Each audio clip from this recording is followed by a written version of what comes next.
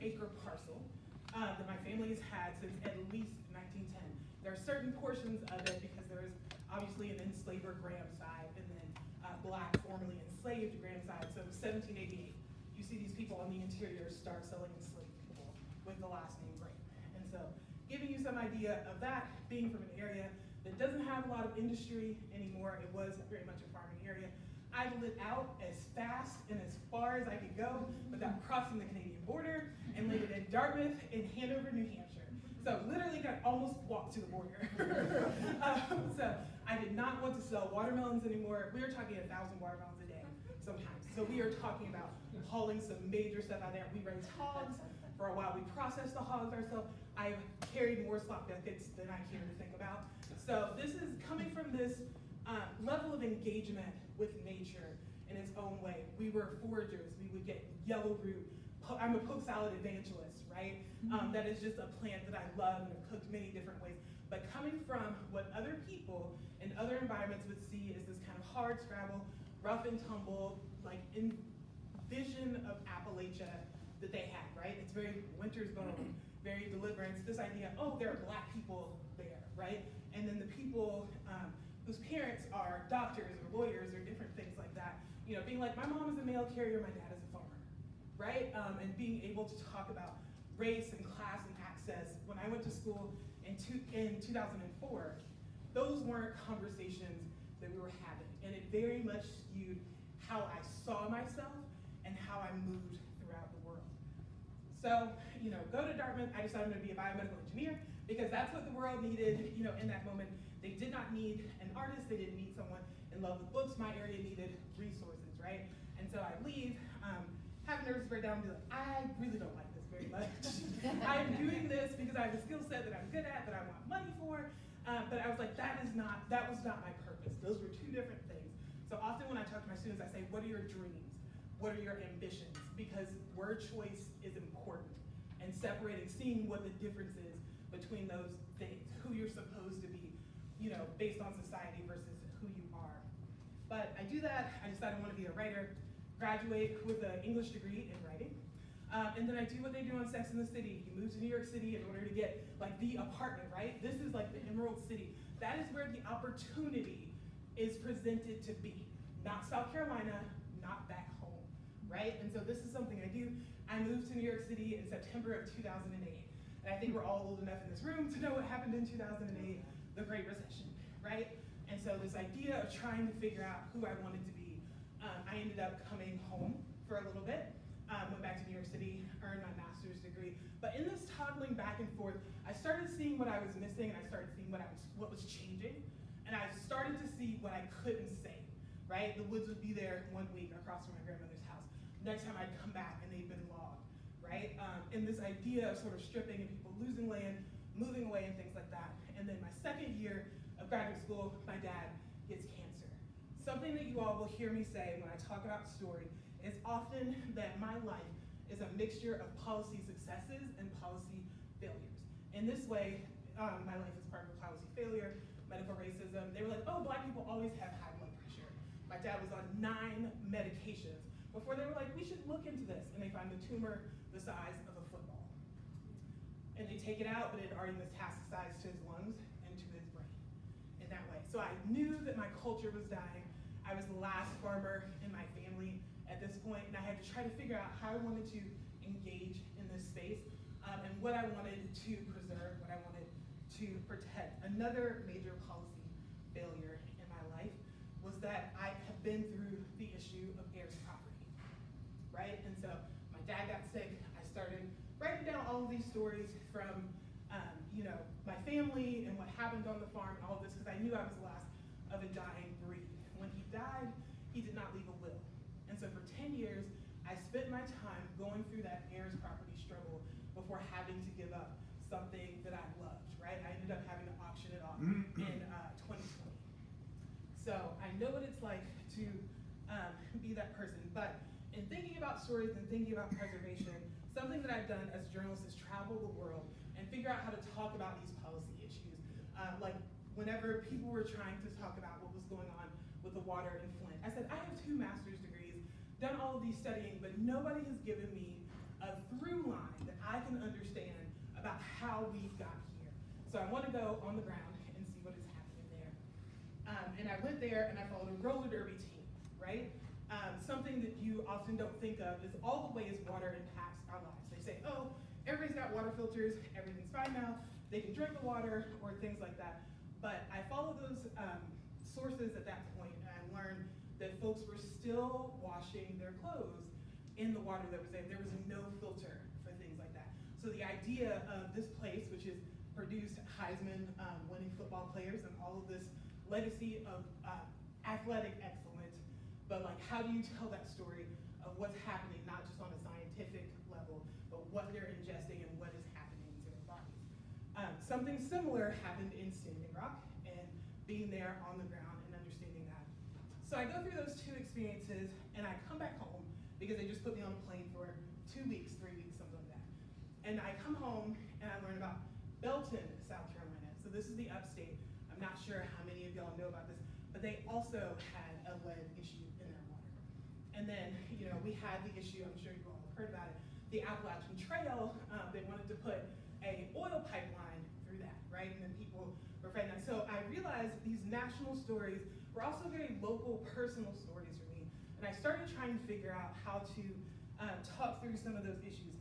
And something that I thought about was the idea of exploitation, exclusion, and talking about what is at stake for all these communities, what is at stake for us as a national community for all of that. Excuse me. So I've talked a little bit, and Omar, you got me in my feelings earlier. And so you got many people in their feelings, I think. But when we talk about flooding, this is one of those things. I have lived a lot of the experiences that y'all are talking about in theory in this room. I lived in Spartanburg, South Carolina. We are very proud that our house was sold to us by a Black agent, and the people that had the house before us were the first Black people in this neighborhood when this house was built in 1978. What they don't tell you is that every time it rains, this house floods. Every time it rains, I lose a little bit more of myself because I forgot to pick a book up off the floor, or because my draft is wrong. It is that gut-clenching fear every time it rains that my house is going to flood, and what those environmental policies, the black mold, right, the remediation, what my insurance man calls nuisance flooding, is doing both to my body and to my brain, right? And so understanding that, like, we're talking about it in theory, we're talking about practicality in some ways, but like, this is my story. I'm the story of South Carolina, but I'm also the story of America in many ways, and the things that have happened to me in my life say something about our world, right? So I'm gonna leave you with just a quick reading, I think, because we're talking about this and our role. You all did a great thing with the workshops and being able to talk a little bit about roles and how things go. So I do this exercise with my students, and I don't give them much instruction, but I tell them, and if you all want to physically do it, you can, because you all have paper. That was one thing. I didn't want you to have to pass out paper to 75 people. But, so you can either actually draw your world or imagine your world. And we're just gonna take 60 seconds to do this. And like, think about your day, your commute, all of that. Just draw your world. Draw what that looks like, or imagine what that looks like. And we'll just take 2 minutes for that.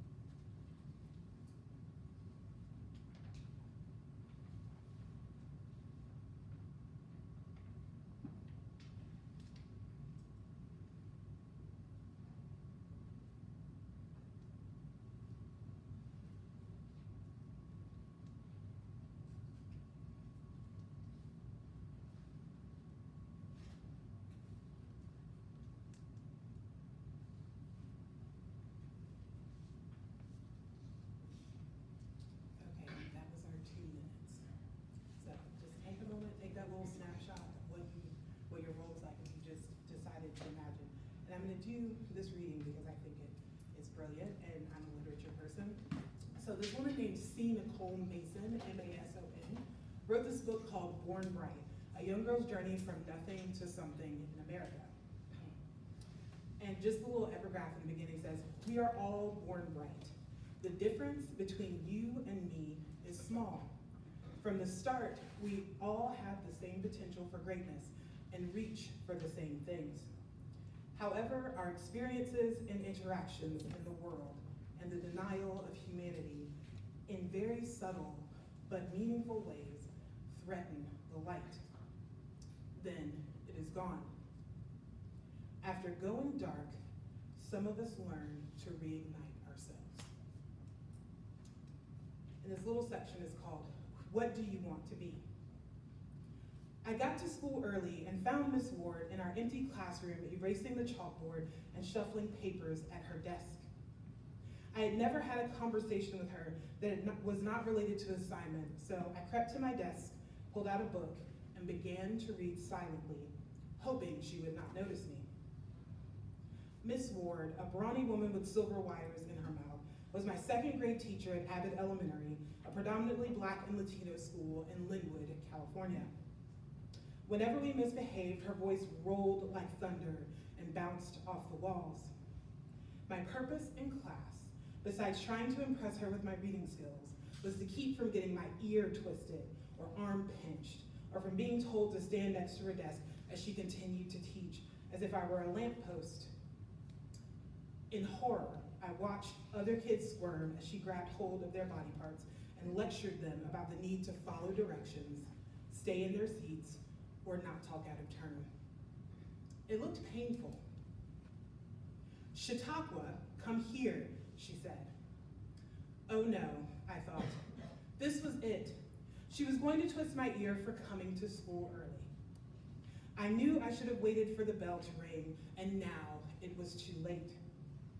I pushed my chair from underneath the desk and carried the book with me to the front of the classroom. "Where do you live?" she asked. "Down the street," I said, exhaling.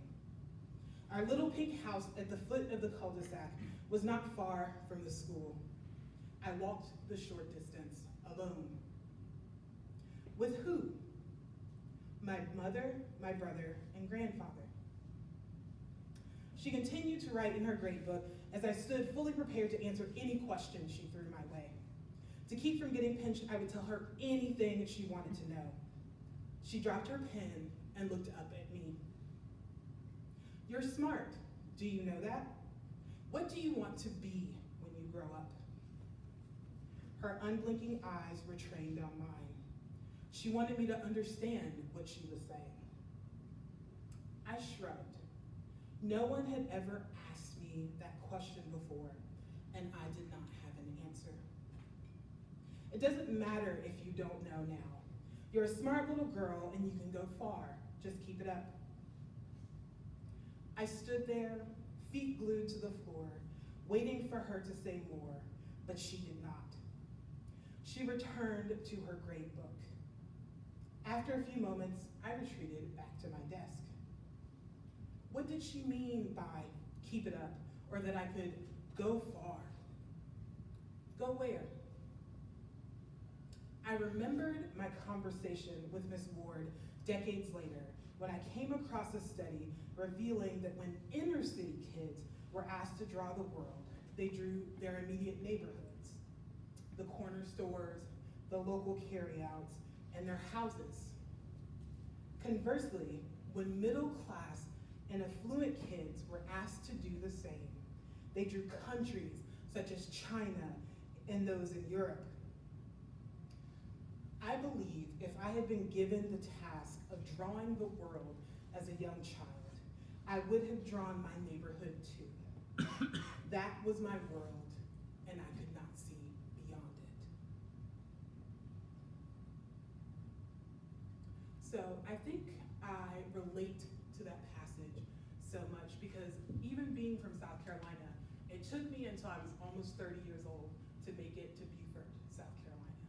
Even though my family traditionally, ancestrally has been through this place, because of access and resources. I had never been here before. If you look outside, I drive a black Volvo station wagon. That is the first car that I ever had. I am 36 years old. I bought it last year. When we talk about access, when we talk about resources, when we talk about how we define nature and how it makes us feel, we have to think about geography and lack in that way and engage in that system. So there was that, but each of you did your world, right?